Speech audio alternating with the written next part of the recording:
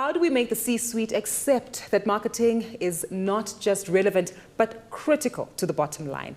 The Nedbank IMC started exploring the CEO-CMO relationship at the conference last year, as Pritesh mentioned, and it's been well received. So if a thing is good, why not keep it going? Exactly. If it's not broke, we won't fix it. But today we will be interrogating this even further as to how we get CEO buy-in in making marketing relevant to the C-suite. Now, this is a frank discussion between Hollard's outgoing CEO, Saks Ntombela, and Hollard CMO, Heidi Brauer. Now, the discussion will be facilitated by non-executive chairperson of ACA, Karabo Songo, giving us some insight into this conversation and mediating and moderating many of these themes.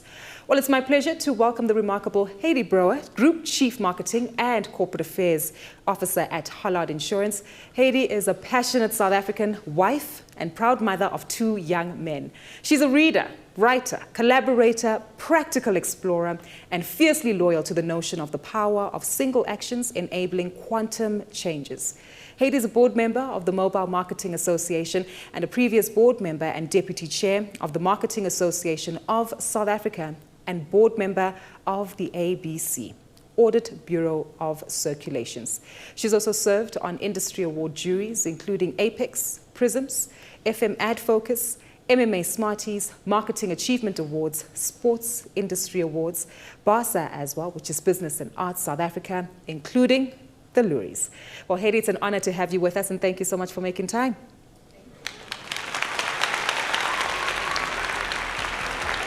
And it gives me great pleasure to now welcome Saks. A very special thank you for being here, Saks. I know you've juggled all sorts of travel arrangements to be with us today. Let me tell you a little bit about Saks. Saks joined Hollard over 9 years ago as head of its fledgling life and investments area, having previously served as head of retail banking, product and segments at Absa. Prior to that, he held several executive positions at Nedbank, where he was most lately responsible for the bank's retail business. He was appointed as the Group Chief Executive Officer of Hollard in October 2017.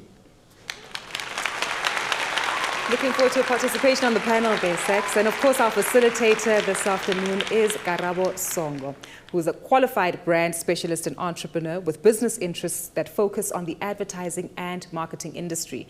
As a part of contributing to the industry direction and driving thought leadership, he sits on various industry boards and currently serves as the non-executive chairperson of the Association for Communication and Advertising in South Africa. So Karabo, really excited to have you here with us too today.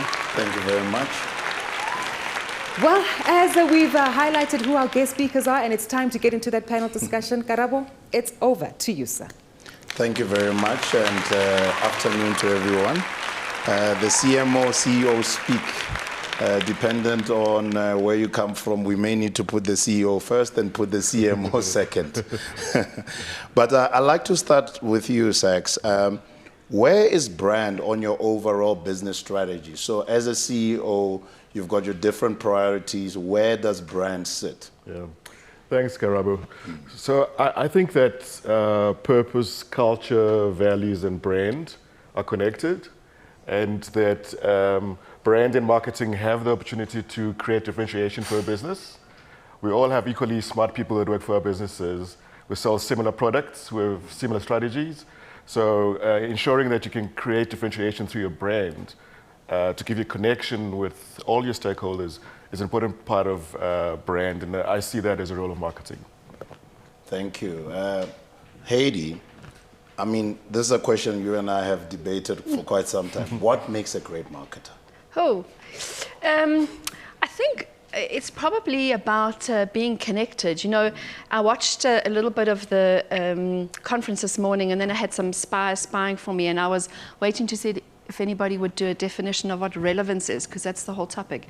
I don't think anybody has. Relevance is about being connected, and I think we tend to think connected means only connected to our audiences, but it's actually connected to the business, connected to the other executives, connected to the CEO, most importantly, and I think that's the starting point of a great marketer.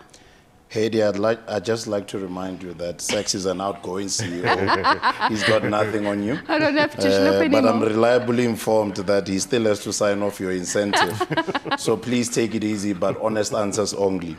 So we can move on to the more, I guess, meaty stuff of your relationship. I think what our audience would like to see is just be a fly on the wall on a real relationship within a large organization of what really make things work. So the nuggets you've shared with me in our discussions, I'd like you to share with the audience so that they walk away knowing how they can apply it in their own environment. So maybe we should start around the big issue of KPI matrix, and maybe Heidi, I'd like you to start with this particular one. What should be in that matrix for performance in order for you to be able to have a conducive relationship with your CEO? Yeah, I think some of the meatiest conversations we've had have been about how the heck do you measure the stuff that you do? It all looks very nice, but how do you measure it? And I think that's the trick. And I think the first point of departure is that some of it's easy to measure and some of it's bloody hard to measure. But you know, it's so important. We talk about being connected, is being connected to the business objectives. So it's not only about the marketing metrics; it's also about the business metrics. And I think the one thing, I really do sound like I'm schlupping now, but I'm really not. Is that one of the most important things we've done is get brand metrics on our group goal scorecard, because it's actually everybody's business. So I think, first of all, understanding it's not only my job to make sure that marketing metrics exist, whether difficult or easy to measure, but actually that they are everybody's. So I think that's a big thing. Yeah, no, absolutely. Yeah. Would you like to? So I guess for me, this is an ongoing discussion, as in like help me understand how we measure ROI, right? And I appreciate that some of it is subjective and not all of it is objective measures. But I think it's important that the C-suite, or I understand that, because often what then happens is when you have discussions about, you know, how much should you be putting as budget for your brand or a particular campaign. Now, Heidi doesn't like me saying this, but like because of the tough operating environment we've been in the last few years, we've reduced our marketing budget over the years. And guess what? Our brand consideration and efficiency has gone up. So how do you balance that anomaly when you're deciding how much to put behind the campaign? So essentially you are saying because you've reduced budget and things are going well. No, absolutely. I think it challenges marketeers Yeah. to be smarter and more thoughtful about understanding the business and the target markets and linking your marketing objectives to the business problem you're trying to solve. Look, I can't disagree. I just got tired of begging for more money, but I can't disagree. Constraints can be beautiful. Adam Morgan talks about beautiful constraints, and I think it does challenge us. And I come from the airline industry where we had even less money to spend. So, but I think that tying things back to why are you doing this, right? And that's about being connected to the business objectives, understanding what keeps business, and I really hate saying business because marketers are in business too. What keeps business up at night? You know, gone are the days where you can say, oh, we had a great broker event, and I know who's watching, who's rolling her eyes at me, but we had a great broker event. What made it great? Well, the food was great, or the entertainment was great. No, but what was the business objective? More share of wallet from those brokers, more brokers. What was it? What's the business objective? And when we get to that, then we're doing cool stuff. You know, it's interesting the way that you are putting it, because it's kind of true. It's kind of a little bit generic, but at the same time, it's the reality of where it needs to be. And it brings me to another thought to say, who determines the balance between what should be performance marketing and what should be brand marketing? Because I find often boards, from a CEO perspective, a CMO perspective, that is where the conflict comes in. What do we spend to actually, from a percentage perspective, to build that emotional connection, and what do we spend to close the sales for sustainability? Yeah. So I think that it starts with being clear what the brand stands for. and making sure that executives understand what the brand stands for. And then clarifying what business problem you're trying to solve, right? And then there's different parts of the marketing suite that does different pieces of work. So brand generally is expected to kind of like tell people who you are, what you stand for, what you feel like, what you will experience when you engage with the brand, and create connection with all the stakeholders that interact with the brand. And then in our business units, we expect them to push hard product benefits to drive sales. But there isn't a clear cutoff, you know. I remember a while back I said to Heidi, we don't want to create brand campaigns that are kind of like tree-hugging, feel-good brands that don't say anything. I think you said bleeding heart. I think it was bleeding heart. I don't want to say that in public. but the idea is that there's a spectrum, right? And you've got to get that balance right between the two. So are you insinuating that there could be a few years where we are only doing brand? And as an executive, you would drive that if the ultimate goal would be to actually get to a better side after a few years of proper investment. I think recently we've actually started to try and bring the two pieces of work closer together. Yeah. So that brand isn't up there on its own, giving bleeding heart stories that don't tell you anything about what the business offering is. And also, you don't want the business unit product offering to be about just driving sales. You see, the reason that's so important is what Saks said right in the very beginning, and I'm going to say it a little bit more... eloquently? No, probably less eloquently, but more harshly. Actually, we all sell the same shit as everybody else. If you think your product is better, and I saw heads look up, but if you think your product is more differentiated, more unique, you must take a deep breath, because it's probably exactly the same as everybody else's. If it's unique for 5 minutes, because everyone's going to copy you. Now, if you're humble enough to know that, and we did the research that proved it, especially in our category, where there is so much activity, and people battle to differentiate a brand from another brand. Then if you're humble enough to go, okay, there's so much parity, how do we distinguish ourselves? It cannot be on product and price. You have got to get beneath the skin, and then you've got to find the balance. And the research is coming up to say that because performance marketing is so much easier to measure, and accountants and actuaries and engineers like the numbers, the temptation is to only do the stuff that's easy to measure. Absolutely. Because you have to balance them both. Yeah. And it's quite an interesting fact that it's clear that most listed entities or large corporates are headed up by bean counters. So some of us who are service providers or have lived that life have felt the brunt of that. Maybe share with us or share with the audience, what is it that you guys have clashed most about? And any of you can take that question. Besides budget, you mean? Budget is an obvious one, but we from a don't clash on relationship. budget. You just told me I can't have any money. It's easy.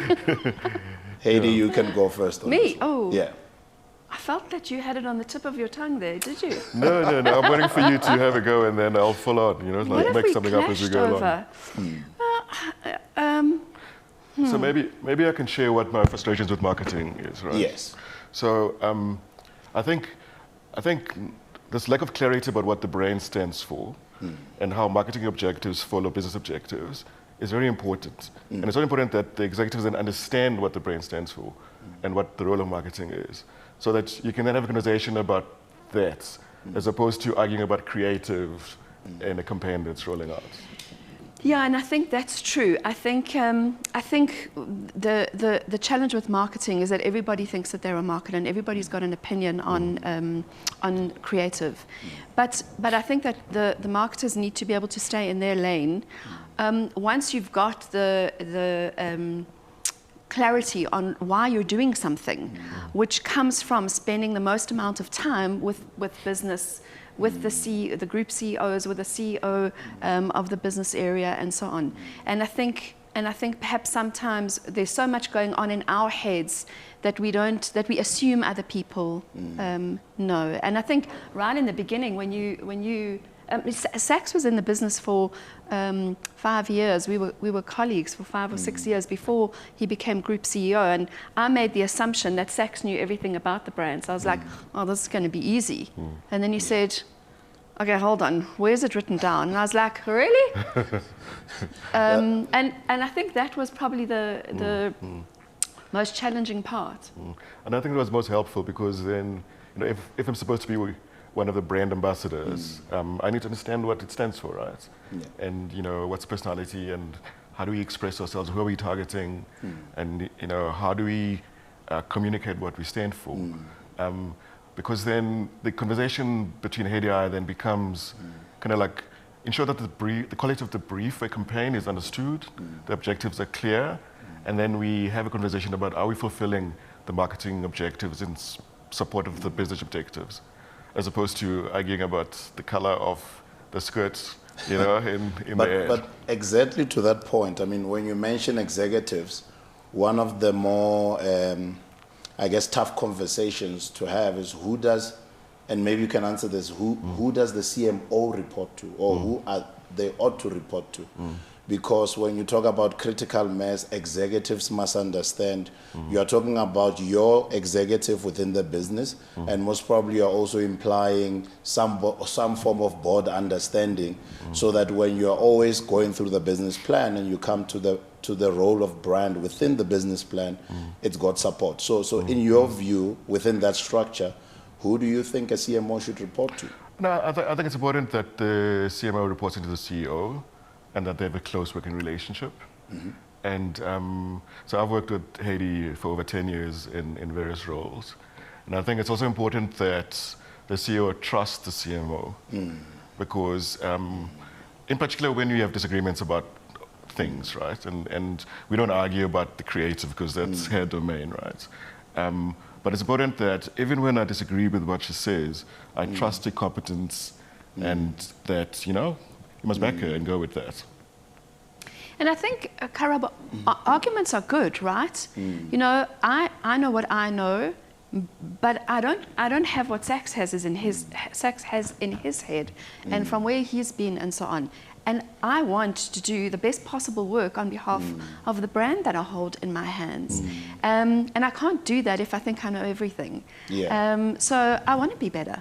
And I can be better if I have engaging conversations, as frustrating as they can be sometimes with an engineer. But we're better for it. The work is better for it, and the brand is stronger for it. And on his last day, before he signs the check. Before he's in purple, and I'm not even today. So. But Heidi, maybe what you can advise us on is when Saks talks about trust, what does a CMO do to build the trust? So over and above the baseline of your job, what do you do to enhance that trust with your executive so that some practical things, practical advice? I think the thing that I do most is spend time with them.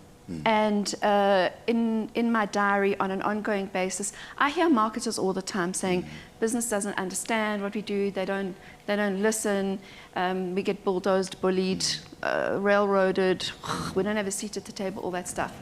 It's a continuous ongoing process. You have to spend time with people. And you encouraged me to do that right from the very beginning. I'm like on a lovely hamster wheel of ongoing one-on-ones with all of the executives, even the chief actuary and the CFO, because what could they possibly be interested in with marketing? Well, they are, and I need to hear from them. So, and nobody cancels those things, right? We might reschedule them, but we never cancel. And we listen to one another. And I understand, again, I'm saying it again, what's keeping them up at night? What's big in their world? They tell me snippets, and there could be things to do with culture, because that's our space too, right?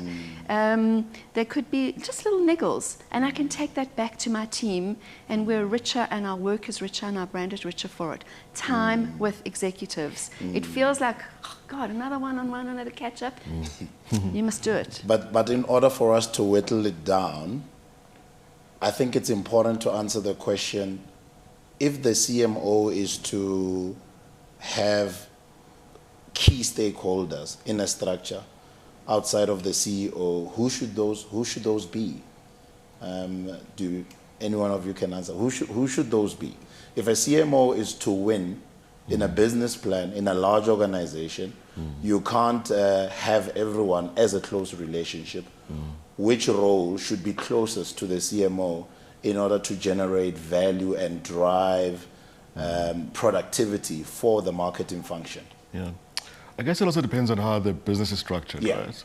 So we had CEOs running individual businesses that were customer facing, and it's important for the CMO to have a relationship with the CEOs that are running the operational businesses as well, because their perspective of what the business needs from brand could be slightly different from what I think I need as group CEO. So I think that's important. But the other thing is, to go back to a point that Heidi made earlier, is that brand is the responsibility of everyone, right? So in some way, the CMO has a relationship with the rest of the organization, because everyone in the organization is responsible for living the brand. So that when we make claims in our brand campaigns, people can relate to those because they resonate, and that's what they've experienced. Because there's nothing as terrible as a brand making a claim that it can't fulfill. And maybe before you jump in, my big question now is, who's responsible for making sure that the CMO has got great relationships with the executives that you mentioned? Heidi, maybe you could answer this one. Well, me, really. I mean, the CEO needs to support me, but I'm a senior leader in the business. And as challenging as it can be, because perhaps I'm not a bean counter. I'm not a bean counter. In fact, that's the most fun that we have, is Saks knows I can't count. But is I'm responsible for those relationships and for building credibility and for making sure that I can demonstrate the value that I bring on a continuous basis, which means I need to learn to speak the language of that business. I need to be able to show up like that. But I think the other important relationships is I always make sure that our chairman knows what's going on. You know, and we have an opportunity at board level as well to share, because board members are representing the brand too, right? Absolutely. So I think it's probably one of the roles that has the most extensive tentacles into the tentacles, to so to speak. So now that everybody thinks that they're a marketer within the organization, how do you make sure that the professionals are the actual ones giving opinions, and the ones that actually think are marketers and are not are kept at bay for the business's sake? So for me, it's about the quality of the brief for the campaign. You know, that it captures the business objective, the marketing objective, and how the brand is going to fulfill both of those objectives, right? And then the debate becomes, does that campaign achieve that? Or how will we know that it achieves that, right? Instead of arguing about, you know, where you shoot the ad or how the ad is presented. Because I think marketing conversations need to become more business conversations as opposed to branding conversations. You know what I find? I mean, so I've been at Hollard for 9 years, and I found, compared to the beginning, because now you're making me think, because it's not rehearsed, right? Thing. Everybody knows this. In the beginning, everybody, when they couldn't know to trust me yet, or didn't know if they wanted to, everybody had an opinion. Everybody's wife's hairdresser had an opinion, and their 9-year-old child on liability insurance advertising. As time's gone by and they've gotten to trust the marketers, the whole marketing community, we have less need for people to give creative input. Because our relationship is so much richer and deeper than it ever was, we have fewer cooks wanting to be involved in the marketing broth, which is good. So riding on that, a critical question for all marketers listening to this, and for all of us, do you guys have a brand matrix on your balance sheet for the brand? And do you match that matrix, if you do have it, to the plans? So as Heidi mentioned earlier, we have brand in our group goals as a group objective that's measured on an annual basis and has an impact on performance, the way the business's performance is measured. Because we measure our performance using both financial and non-financial goals. And brand is one of the non-financial goals. So we haven't valued our brand specifically on our balance sheets. But recently, I think 2 years ago, for the first time ever, we were valued as one of the top 30th brands in the country. And again, with the limited budget that Heidi has and the wonderful work that she and her team does. It's just, it would be something if that didn't come up every 5 minutes. Yeah. So yeah, and I think that's something that we need to get to, right? I mean, and I guess what's the important thing is not just being excited about the value of the brand on the balance sheet, but understanding what it does to help you solve business problems. Interesting. I mean, I know that we're going to run out of time soon, and there's one question that I can't leave here without asking you guys. I had a debate with a client recently who said to me that they will not hire anyone from the insurance industry into the retail industry. Yeah.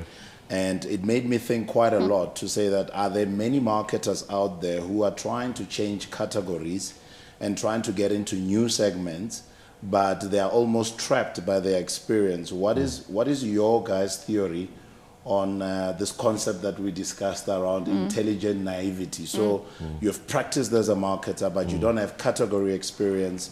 Would you guys consider, as a CEO, you can answer, and as a CMO, you can answer hiring from other categories, and your opinion around that to lead the brand?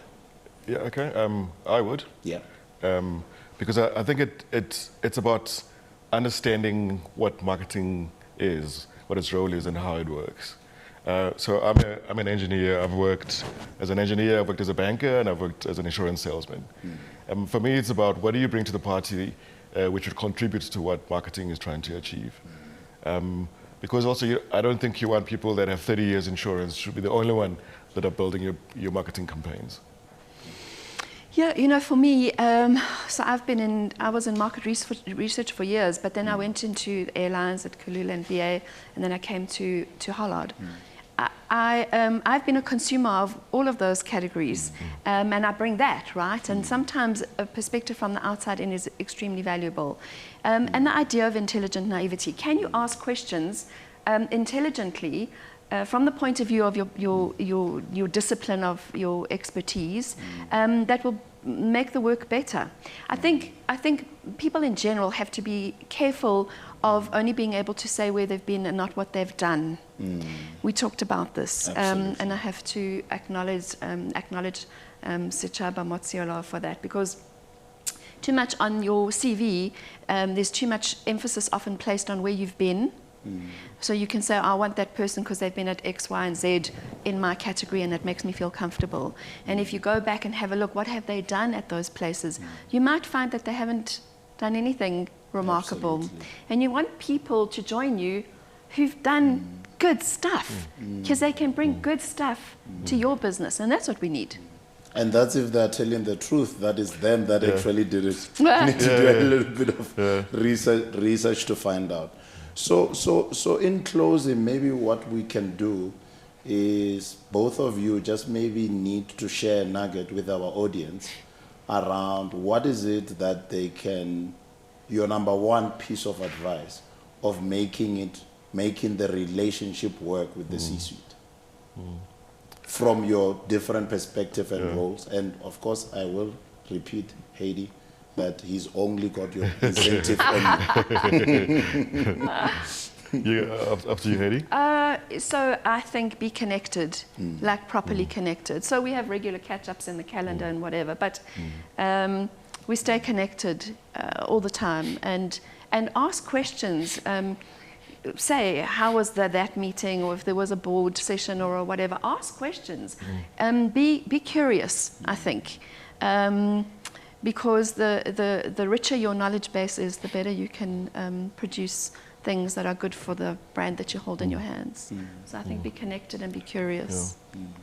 Yeah. I think for me, my last thought would be to make sure that marketing and the industry pays a little less attention on winning awards and more attention on how do you help me solve a business problem that we've discussed and agreed. Because then, that's how you get more money. Yeah. I guess it's very clear that throughout the day and from all the speakers is that we must be integrated in the whole value chain of marketing in order to make the relationship between the CMO and the CEO work. And I would imagine that it's not only the responsibility of the two positions, but also the agency needs to be the glue between these two pieces that actually needs to work.